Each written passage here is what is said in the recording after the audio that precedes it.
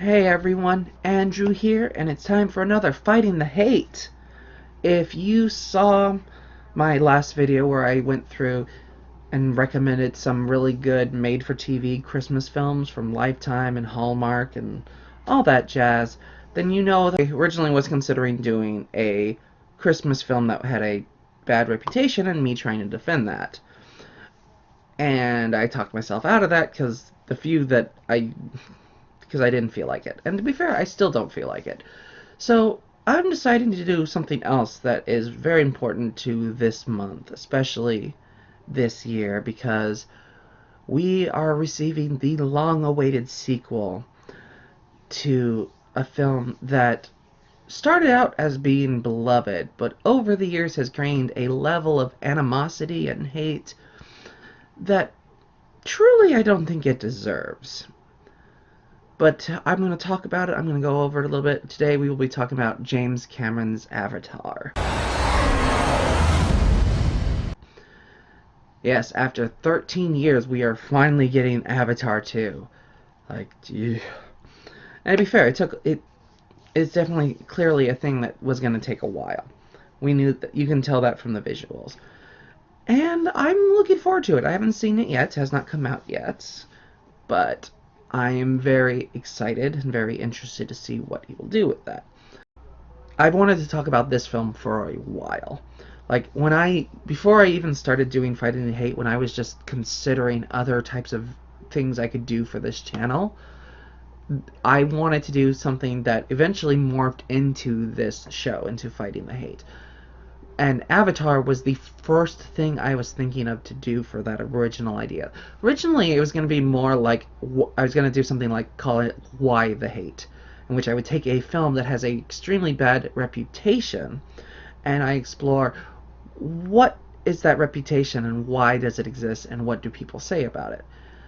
And it was kind of more to be like an education for myself than anything, because there are films that I love that have extremely bad reputations, and I've never been able to fully understand what people had that was so bad about it, or why this specific version gets so much hate.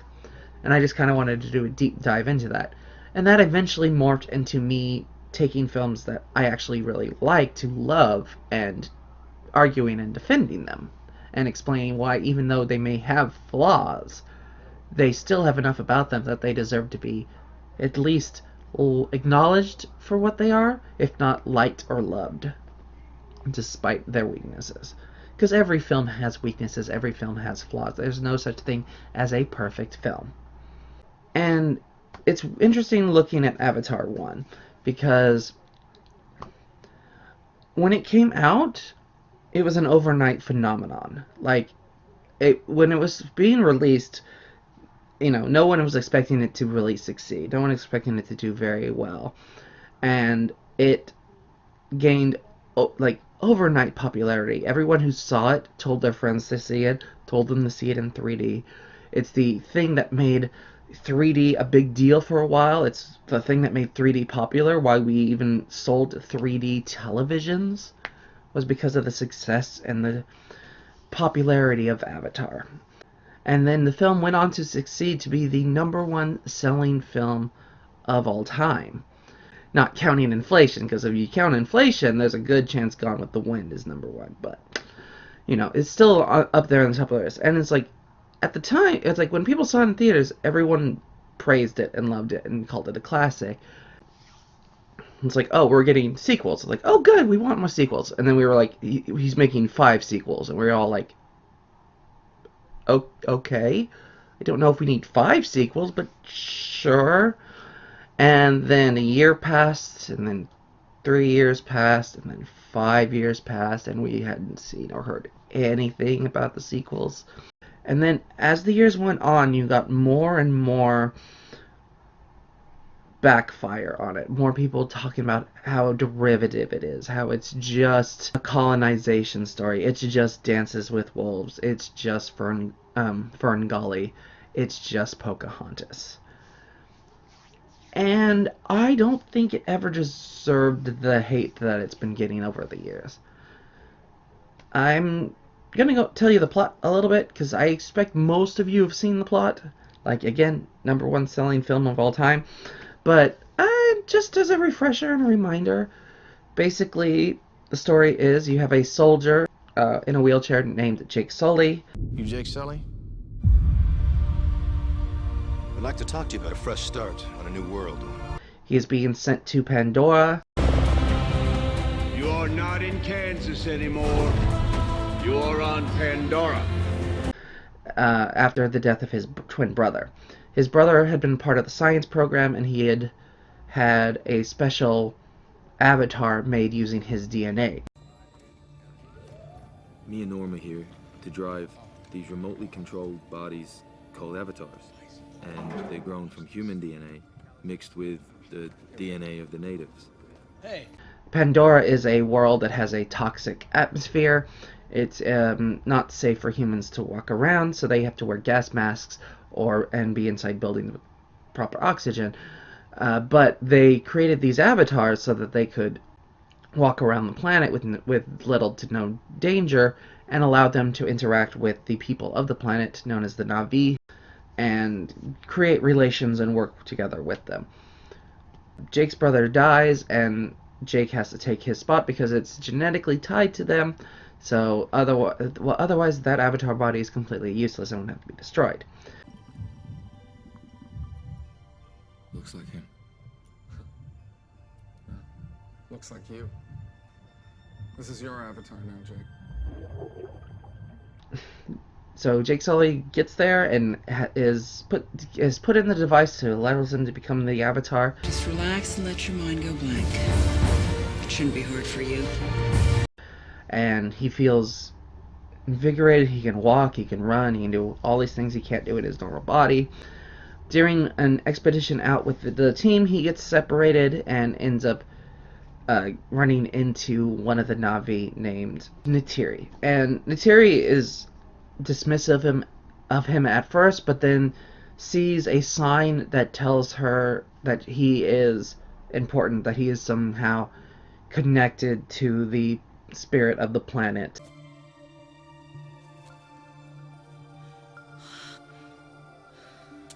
Dana! No!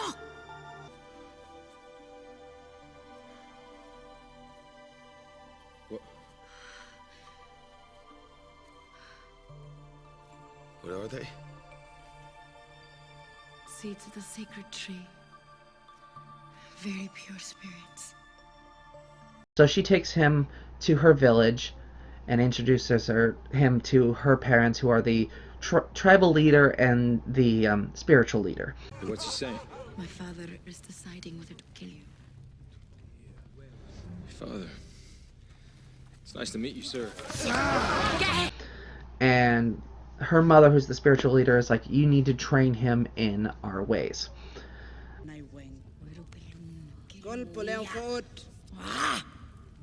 It is decided.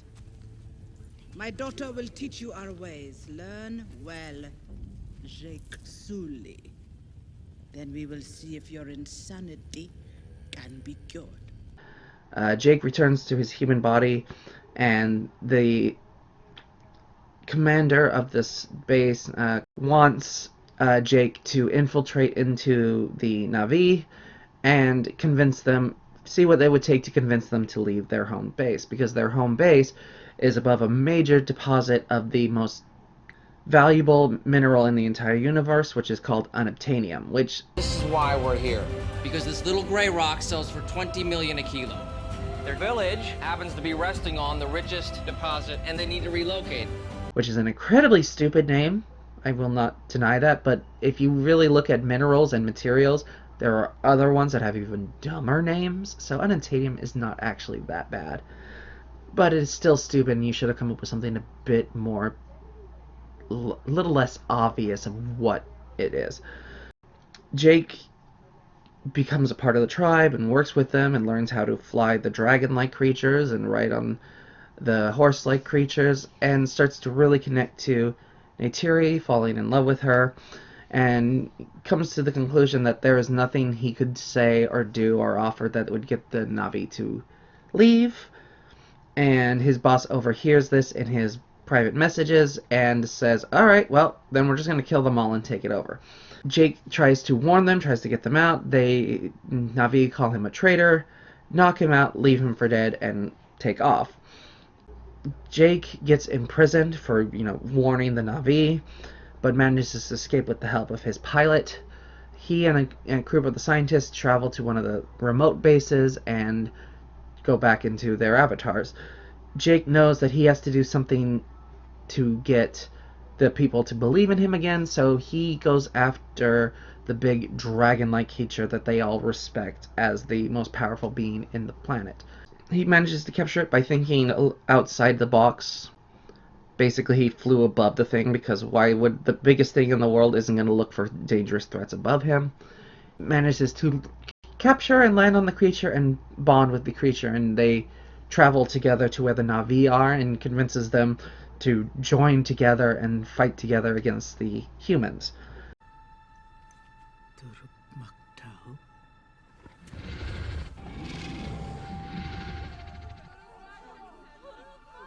They get all of the tribes together to fight against the Earthlings. They are losing very badly, but then a swarm of Pandora's wildlife comes charging out of the forest.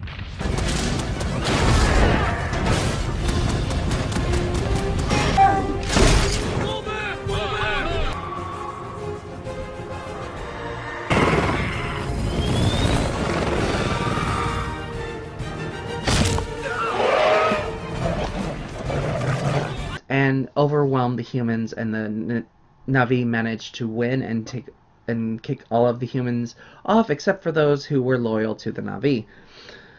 And then Jake transfers his consciousness from his human body into his avatar body permanently. Yeah, it's a very simple film for the most part, and the biggest complaint you will hear about this film is that it's just Dances with Wolves. It's just Pocahontas. Its derivative is the main complaint that everyone gives about it. And it's like, what?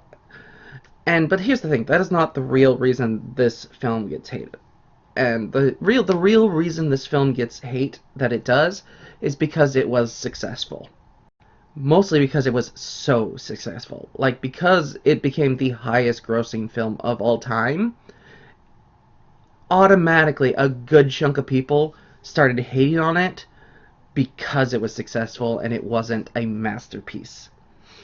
Like, we as people want to believe that our best works, the things that sell best, is going to be our best works. Like, the best-selling film of all time is going to be a masterpiece, an absolute epic in scope, scale, acting, performance, storytelling, everything.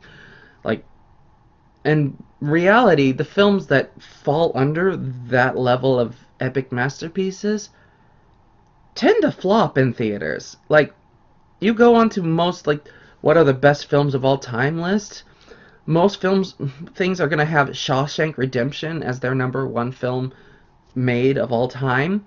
Shawshank Redemption was a dramatic flop. It did not do well at all. It only gained popularity through home media, through people telling it to other people. It did not do well in theaters in any way, shape, or form.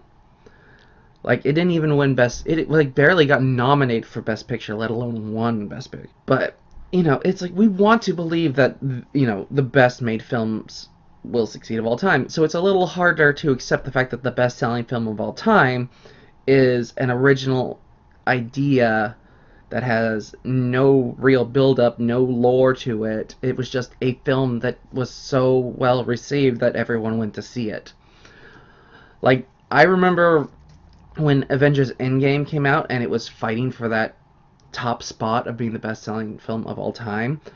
Like, a lot of people were behind it winning because they did not like Avatar being in that top spot.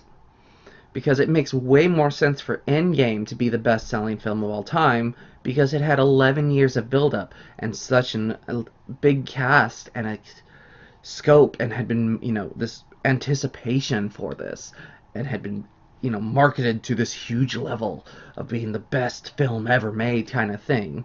At least the best superhero film ever made. And then you have Avatar, which even when that came out, they didn't really know what to do with it or how to advertise that. And it got popular through almost sheer spectacle. I'm like, again, I get it. I totally get not liking a film because it was extremely popular and you don't understand why. I have that. I also have the reverse of I don't get why people hate on this and saying it's bad when it really isn't. So it's like I get the arguments and the complaint in that regard. But I always try to take personal thing out of it, and it's like, okay, do I think this film deserves to be the best-selling film of all time? I don't know. It certainly was a spectacle. It's something that I flat out remember seeing in theaters, and I remember having my breath taken away. And I didn't see it in 3D. I saw it in a regular theater with regular setup. I'd never seen Avatar in 3D. But I still had that breathtaking, caught up in the experience and the emotion and the beauty and the visuals of this world. When then we get into the real complaints, which is like, it's a derivative story. It's been done before. I'm like, and to that I'm always like, and? Like, most films are derivative. There's like 15 stories in the entire world, and they're all just told in slightly different ways. And you can't tell me that there is any film out there that isn't as unique and one of a kind as Avatar was. Like, between its visuals and its characters and its storytelling, like, yes, it is just, foreign invaders dealing with natives. One foreign invader befriends natives, starts to grow appreciative of that culture. It's like, yeah, of course that's, has been done before. It's history. It's things that have happened a lot. Like, we do that as people. We go to places that we've never been to. We meet strange new beings, and some of us want to murder all of them, and some of us want to understand them and befriend them. And some of us send people to befriend them for the sole purpose of murdering them later. Like, it's history being told through a science fiction aspect. And I never understood why people got such a crawl up their butt about that. Like, and now you get to people being like, it's a white savior story. It's like, it's a white guy comes and saves the natives thing. That's so derivative. Like, first off, you would say something like this even if Sully had been played by a black guy. So don't give me that. Second of all, it's like, of course it's something of a white savior film. If the Native American people could defeat the, invaders on their own, they would have done so, and the story would have never happened. I 100% get that it is a racial trope thing that we really shouldn't be doing anymore. But at the same time, history. Like, there were people that did this. There were, white people who joined up with Native Americans to help them fight against white people. Look into history. Look into the French and Indian War. Like, but it's also the thing of, like, other films are white savior stories that get lots of love and respect. Lawrence of Arabia is one of the most respected films of all time, and it's a white savior story. It just has a depressing ending because he doesn't save anything. But it is very much like the same ideas. And I think that is part of the problem, is because we have films like Lawrence of Arabia and Dances with Wolves, where you can really point out, it's like, okay, this spot of this specifically is what's so exceptional that it deserves to be respected and remembered. And it's like, there's so much of Lawrence of Arabia that is worth remembering and respecting. And it's like, you got great performances and interesting things from Dances with Wolves, and it's like, what do you have with Avatar? And it's like, well, you have exceptional visuals. And some people, that's just not enough of make a film as good as it is. Which is really weird, because it's like, again, we didn't have this backlash when the film came out. This film has an 80% on Rotten Tomato. That's pretty good for a sci-fi action film that has primarily digital characters and a lot of green screen shooting. But it's like Avatar, because it did so well. It's like it should have been 100%. Oh, best-selling film of all time should have been 100% on Rotten Tomatoes. It's like, yeah. I would love for you to tell me how many films that have 100% on Rotten Tomatoes that did exceptionally well in theaters. I can think of one, and that was Crazy Rich Asians as the one that did surprisingly well, and that was because it had a relatively small budget, and no one expected it to do as well as it did. That's the only reason it's really considered as exceptional as it was. So what are the other things that we're complaining about? It's like, well, Jake Sully is a bare bones minimalist character, and it's like, yeah, he's the everyman. He's supposed to be bare bones. You're supposed to, see yourself as this character. You realize that this archetype of a character has existed for eternity, right? Like, there are ancient Greek plays that are about guys who are just dudes dealing with insane situations. And that's what, Jake Sully is. He is just the everyman. He is dealing with a world he doesn't know, and he's trying to experience it, and it's allowing you to see yourself as that character and react to the world around him. He was meant to be a blank slate. That's why he was able to pick up on the Na'vi stuff and why they accepted him as opposed to the other scientist people, because they had all of this information and this logic and this way of thinking that couldn't be overridden by the things that the Na'vi would teach them. We have tried to teach other sky people. It is hard to fill a cup which is already full. My cup is empty. Trust me. Just ask Dr. Augustine. I'm no scientist. They thought they knew the right way, whereas Jake Sully's character was more open and willing to learn and willing to pick up on stuff. I think he did his job expertly. Like, he's also, like, he's a soldier jarhead. He's not going to be a great wit or a great intelligence. He is a soldier. He spent his entire life being told what to do and going, sir, yes, sir. So, yes, of course, he's going to be a bit on the drier side. I still think that the performance is exactly what it's supposed to be.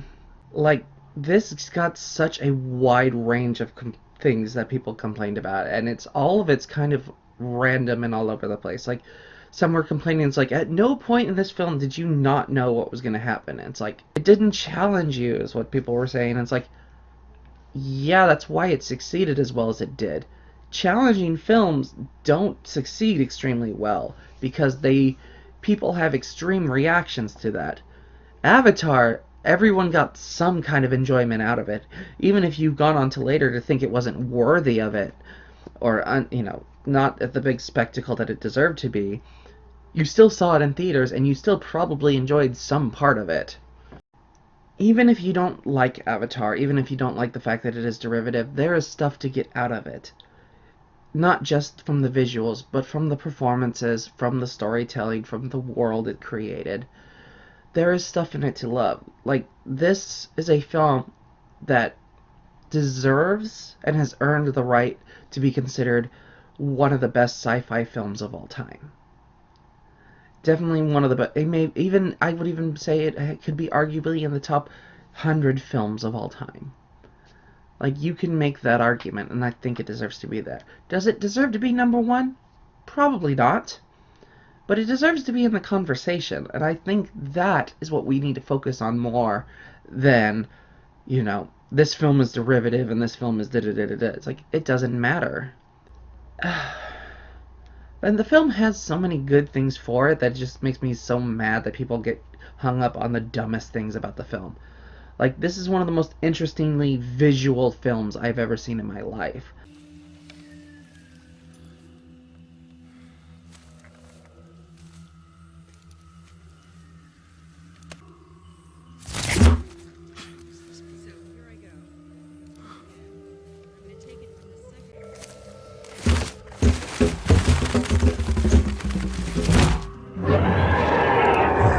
Like, this is a film that is 13 years old at this point and has effects and storytelling and imagery that outclass films made this year.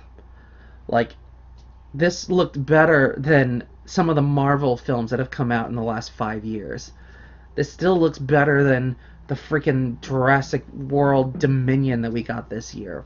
There's so much about this film to enjoy. Like, even Steven Spielberg said this was the most evocative and amazing science fiction film since Star Wars. And he's correct. I don't care what your opinion is on Avatar. You cannot deny that that Avatar is the closest thing to Star Wars we've had since the original Star Wars. The only thing since Avatar that made me feel like that in a theater was Force Awakens. Star Wars Force Awakens was the first thing that really made me have that moment. I have a feeling, and I truly believe this, that had Avatar 2 not taken 13 years to make, if it had come out within like 4 years, the original Avatar would not have gotten as much hate as it has now. Because it took so long and people had more time to talk about it, it got pushed back further and further into your mind, and so you stopped remembering what made Avatar special. And we've had this a few times. Like, any sequel that comes out more than 5 years after the original is automatically going to be hampered by time. Especially if it's a comedy, but even so with this kind of film where it's an action or a science fiction. It's like, technology changes, stories change, the way people do and see media changes entirely. I'm filming this before the sequels come out, and I can tell you right now, there's a good chance that sequel is not going to break the record of the original. It's not. I would love if it did. That would be amazing if this film is so good and so popular and so well done that it becomes the new #1. But you also have to remember, we live in a time now where we're in a post-COVID world. People aren't going to the theaters as much. 2009, Avatar came out in December because they knew they wouldn't have any competition in January and most of February. They knew they had time to rack up those numbers. Now, we've had films like Black Panther that came out in February and sold extremely well, so more films are being released in January and February and March. So Avatar now has way more competition to keep it from succeeding again. That said, I do hope this succeeds again. I honestly think that it has potential to be as good, if not better, than the original. I believe this because there is so much room for improvement in the storytelling from the original. But also because this is a director who has done that before. Twice. Like, this is a director who did sequels to two of the best science fiction films of all time, being Alien and Terminator, and made two sequels that are not only as good, but arguably better than their originals. I suspect Cameron can do it again, because this is a guy who hasn't made a bad film at all. I went and double checked his filmography before I did this. I love everything he's done. It's like, you have the Terminator films, you have Aliens, you have True Lies, you have Titanic, you have The Abyss, and then you have Avatar. Like, probably the worst film in his entire filmography is probably Piranha 2, and he didn't get to direct that one very much, so I don't even count it. Like, this is a guy who's only really made exceptional films. And I truly believe he has it in him to do it again. But that is just my opinion. What do you all think? Do you like the original Avatar? Do you hate the original Avatar? Do you think it is so derivative that it doesn't deserve to be acknowledged for what it is? Are you excited for Avatar 2? Let me know in the comments below. Happy watching, happy reading. I will see you all next time. Bye. You should see your faces.